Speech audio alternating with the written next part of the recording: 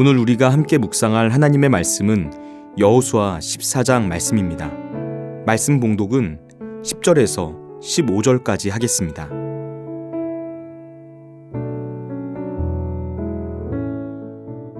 이제 보소서, 여호와께서 이 말씀을 모세에게 이르신 때로부터 이스라엘이 광야에서 방황한 이 45년 동안을 여호와께서 말씀하신 대로 나를 생존하게 하셨나이다.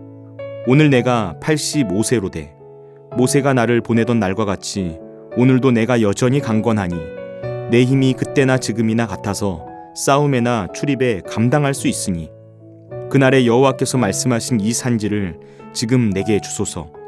당신도 그날에 들으셨거니와 그곳에는 아낙 사람이 있고 그 성읍들은 크고 견고할지라도 여호와께서 나와 함께 하시면 내가 여호와께서 말씀하신 대로 그들을 쫓아내리이다 하니, 여호수아가 여분네 아들 갈렙을 위하여 축복하고 헤브론을 그에게 주어 기업을 삼게 하매 헤브론이 그니스 사람 여분네의 아들 갈렙의 기업이 되어 오늘까지 이르렀으니 이는 그가 이스라엘의 하나님 여호와를 온전히 쫓았음이라. 헤브론의 옛 이름은 기럇 아르바라. 아르바는 아낙 사람 가운데에서 가장 큰 사람이었더라. 그리고 그 땅에 전쟁이 그쳤더라. 아멘.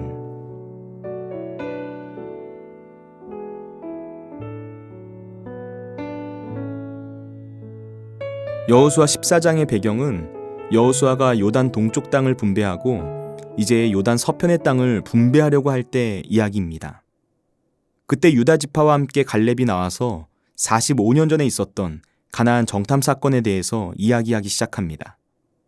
당시 가데스 바네아에서 일어난 일로 인해 10명의 정탐꾼과 그들의 말에 동조한 이스라엘 백성들은 약속의 땅을 밟지 못하고 모두 광야에서 죽고 말았습니다.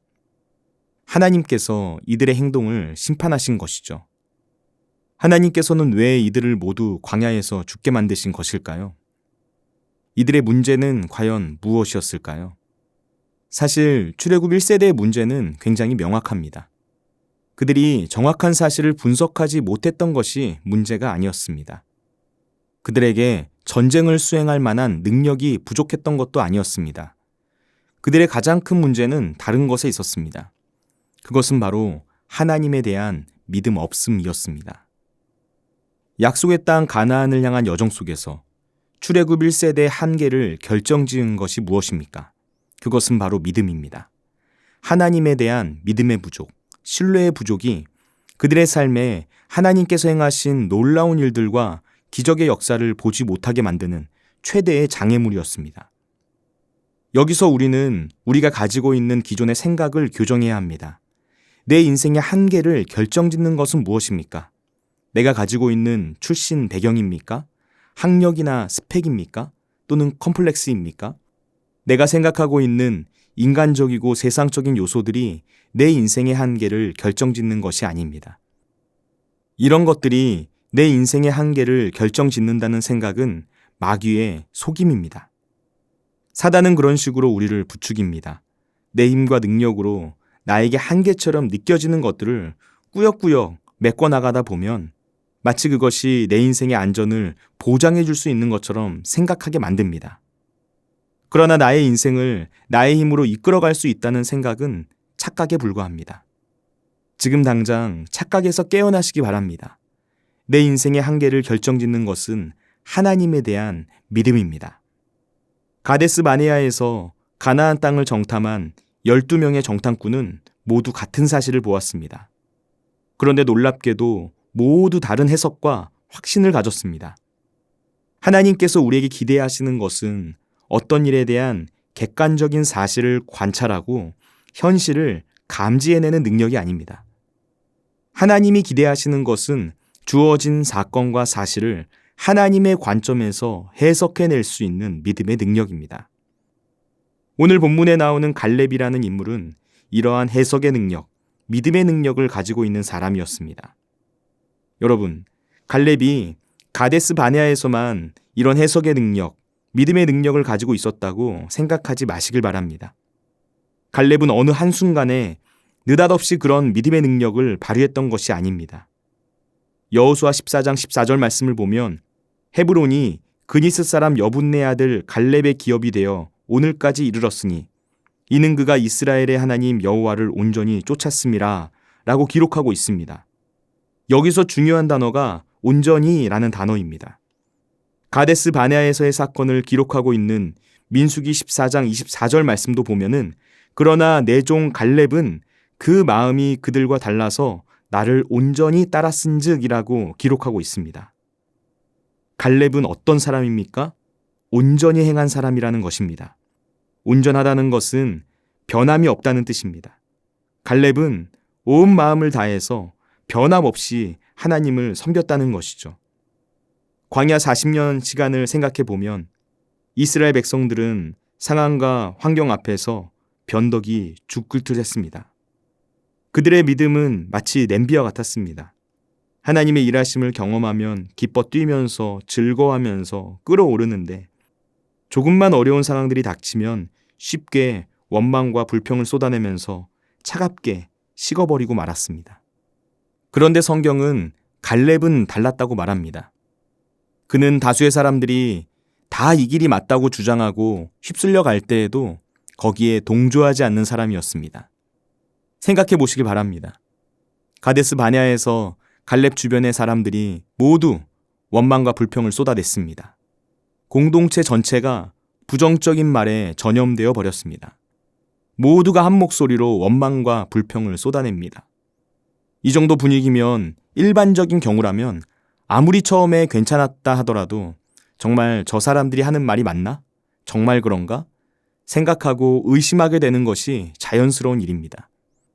여러분, 그런데도 갈렙은 이스라엘 백성들과 반대 방향에 섰다는 것입니다.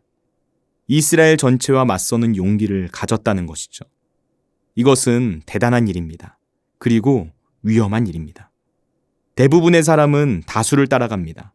이것은 본능이고 본성입니다. 여론을 따라가지 않으면 왕따를 당할 수도 있습니다.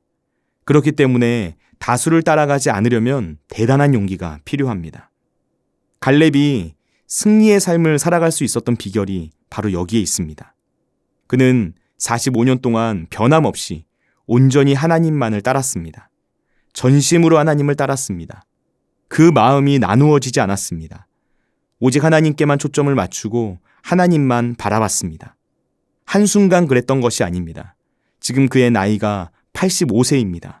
갈렙은 평생을 이런 시각을 가지고 살았다는 것입니다. 갈렙이 이방인 출신이라는 태생적인 한계 속에서도 이스라엘의 지도자로 쓰임받을 수 있었던 이유가 바로 여기에 있습니다. 여호수아라는 1인자와의 비교 속에서도 조금도 소외되거나 위축되지 않았던 이유가 바로 여기에 있습니다. 그는 자신의 삶을 믿음의 눈으로 해석할 줄 아는 사람이었습니다. 사람들의 시선이나 사람들의 목소리가 아닌 오직 하나님께만 초점을 맞추는 사람이었다는 것이죠. 여러분, 믿음이란 우리의 시각을 교정하는 것입니다. 보는 각도를 바꾸는 것입니다. 세상 사람들과 전혀 다른 각도로 보는 눈을 가지는 것입니다. 하나님의 눈으로 보는 것이죠. 믿음의 사람은 그렇게 다른 시각으로 모든 것을 볼 줄 아는 사람입니다. 우리가 믿음을 가졌다면 그때부터 삶의 관점이 바뀌어야 합니다.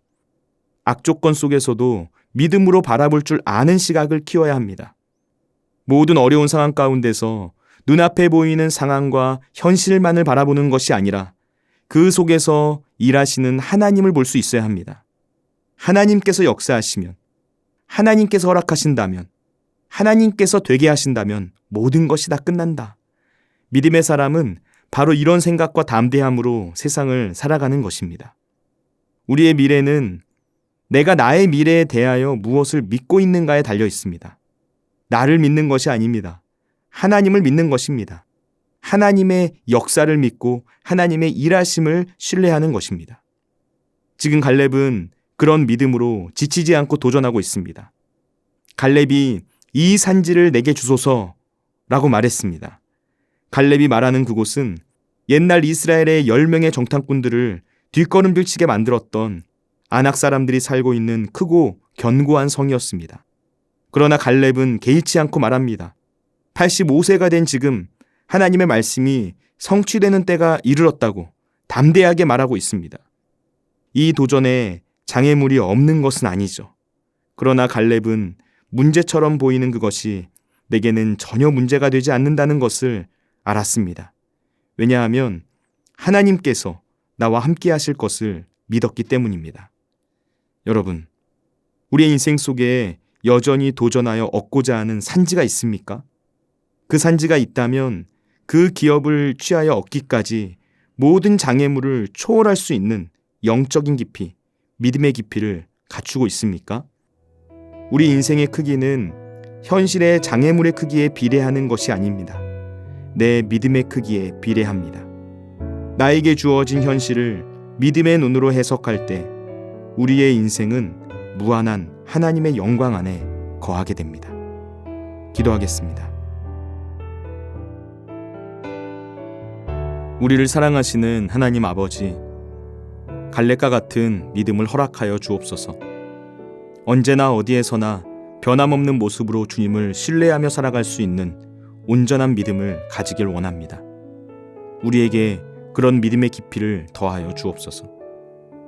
노년이 되어서도 믿음과 의지가 전혀 부식되지 않고 오히려 더 뜨거운 믿음과 열정으로 하나님의 나라를 향해 나아간 갈렙의 모습을 본받길 원합니다. 이 산지를 내게 주소서. 오늘 갈렙이 고백한 것과 같은 주님의 나라를 향한 담대한 믿음의 고백이 우리의 삶 가운데 가득하도록 인도하여 주옵소서. 비록 몸은 쇠약해지더라도 주님을 향한 충성과 믿음만큼은 결코 시들지 않는 복된 삶이 되게 하여 주옵소서. 오늘도 우리와 함께 하시는 예수님의 이름으로 기도드립니다. 아멘. 하늘에 계신 우리 아버지, 아버지의 이름을 거룩하게 하시며 아버지의 나라가 오게 하시며 아버지의 뜻이 하늘에서와 같이 땅에서도 이루어지게 하소서.